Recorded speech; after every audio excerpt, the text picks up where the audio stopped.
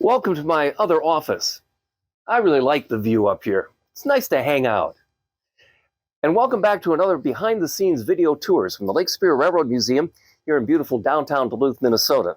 Let me start out by telling you a story about a waterway. I know what you're saying. This is a railroad story, but it does start in a waterway that starts millennia ago when tectonic plates collided and then buried that area 3,000 feet deep in a glacier that carved out this wonderful waterway between Seattle and Everett in Washington State.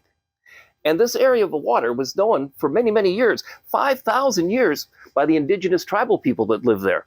But, of course, it was a British explorer who actually named the waterway, and he named it after a British soldier.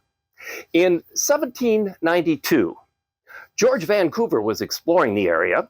He named the island after himself, but he had a lieutenant that he named the waterway after, and that lieutenant's name was Peter Puget.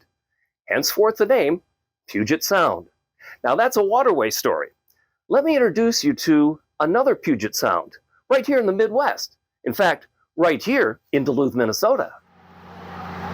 That other Puget Sound isn't a waterway, it's a railroad car here in Duluth.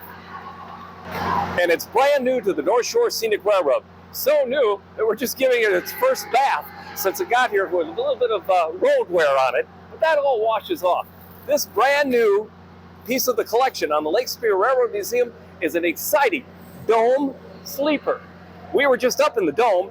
We'll tour the whole car, but it's got an interesting history to it that actually ties back into Minnesota, and that's what's so cool about it. Now, back at the real Puget Sound, as this is just a name, but the real Puget Sound, as I said, was settled 5,000 years ago by the time that George Vancouver got there. It was already known to the indigenous tribal people. And as a waterway, they could go up and down the West Coast. Wanting to get to the West Coast, though, was just about every American dream. I mean, looking for the secret waterway that never existed, they built a railroad instead. The first trains were out in the Puget Sound area in the 1850s. By 1853, they were logging, and that's when they needed logging railroads. In 1893, that's when James J. Hill and the Great Northern Railway arrived in Seattle with everyday passenger service from St. Paul to Seattle on the Puget Sound that left every single day. And the first train ride was June 18th of that year that the railroad reached Seattle, which was 1893. The Empire builder was James J. Hill. And that incredible train, the long distance all the way from Chicago through the Twin Cities out to Seattle, that was named in his honor in 1929. It became the Empire Builder, named after the Empire Builder, James J. Hill. And guess what? This car was on that train. So the Empire Builder as a train had been around since 1929. By the mid-1950s, though, they had a passenger train problem, and that was with the interstate systems and airlines, the competition was getting fierce for passengers on train travel. And a lot of railroads just gave up. Not the Great Northern. They doubled down and bought Domecars, bought new dining cars, bought new coaches, expanded into all sorts of different cars.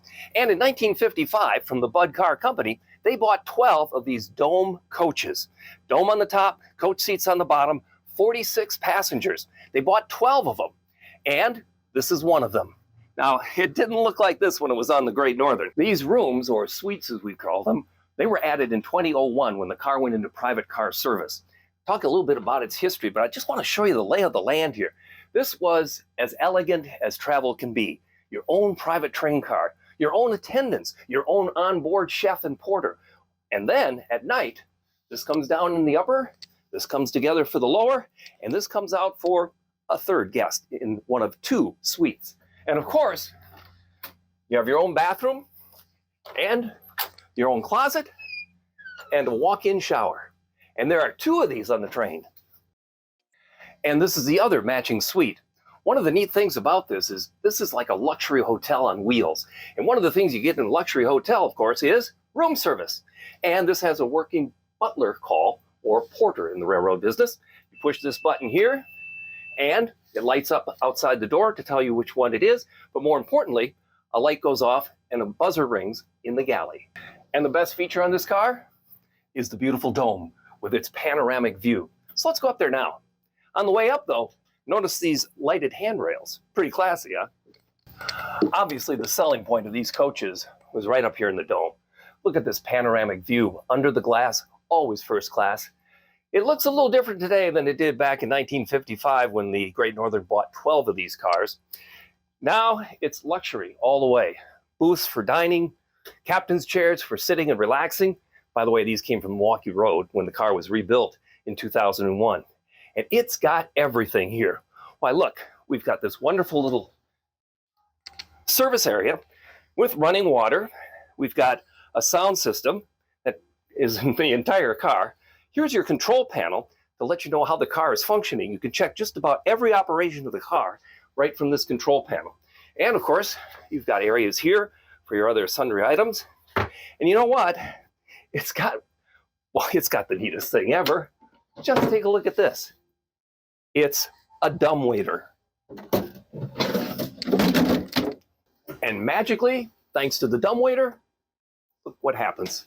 We're right back in the galley where we put the food in and send it back upstairs so I don't have to run up and down the steps all the time. And what a galley this is. Stovetop range, 2 ovens, 2 dishwashers, an industrial ice machine and refrigerator, and plenty of storage and even more refrigeration space. And just about every utensil you'd ever want to own is all here, right where you need it. And a hood to exhaust all the fumes that you're cooking. This is as nice a kitchen galley on a train as you'll find anywhere in any hotel in this great city of ours. And who works on this car? Well, as I said, there's the chef and the porter. And this is their room. Up and down bunks, a little tight, but they have their own shower and they have their own toilet. And this isn't all of the rooms either. There are 2 more roomettes for guests. Along the way, here's your little door that you can load in from the outside any of the things you need to get into the galley, like your food supplies and stuff. Here, let's take a look at those other 2 roomettes. Walking down the aisle from the galley, we come to the other 2 roomettes on the train. Now, this was an upper and a lower, and as you can see, it converts from day to night as another sleeping option. And there are 2 rooms like this, and they each have their bathroom and shower. So you don't even have to leave your room if you don't want to. There are 2 of these roomettes, so that's 4 people. You've got 3 in 2 suites, that's 6. So it sleeps 10 people when traveling with a crew of 2. And this is first-class luxury all the way. This car is so unique, it even has its own washer and dryer in a little utility area down at the end of the car. As I said though, it wasn't this way when it was on the Great Northern back in the 50s and 60s. No, that transformation happened in 2001. But there is a great history to this car. 46-passenger coach dome. That was the original configuration of the car. 20 people sat in the 2 ends of the car downstairs, and 26 sat upstairs in the dome. And that's how you get 46 passengers on this car. As I said, Great Northern bought 12 of these in 1955 by the Domecar company. And they numbered them from 1320 to 1331. SP&S, a sister railway on the West Coast, bought 1 of these at the same time and numbered it 1332, and they all were serviced on the Empire Builder between Chicago, St. Paul, and Seattle, and of course Portland, because the train split in 2 in Spokane, just as it does today. Now, it wasn't always in the livery you see today. In its original configuration, it of course had the Empire Builder colors, which was called the Empire Builder paint scheme of Omaha orange, Pullman green, and that gold stripe. But it didn't stay that way forever. At the BN merger, from 1967 to 1970, this car was outfitted in what was called Big Sky Blue. In 1971, of course, it went to Amtrak with the entire fleet, and it was renumbered 9463. It was retired from Amtrak in 1985 and was purchased in 1993 by a very dear friend of the museum, Dirk Lenthe. After that, it went to the Algoma Central Railway up in Canada in 1998. And then, as we've been telling you, it went into private car service after being completely rebuilt at the Avalon Shops in Milwaukee, Wisconsin, and renamed the other Puget Sound. And now it's in the collection of the Lake Superior Railroad Museum thanks to an extremely generous family donation for which we are most grateful and appreciative. Now, you're asking yourself, what are we going to do with a car this gorgeous? Well, we're still working that out. We're going to fit it in, of course, to the operation of the North Shore Scenic Railroad here at the Lake Superior Railroad Museum. But I know one thing for sure, you'll be able to ride it. And you'll be able to come back time and time again for another behind-the-scenes video tours as we keep cranking these out each and every time. So make sure that you like them to know when they drop, share them with as many people as possible, because that really helps the Railroad Museum. And as always, let's take care of each other.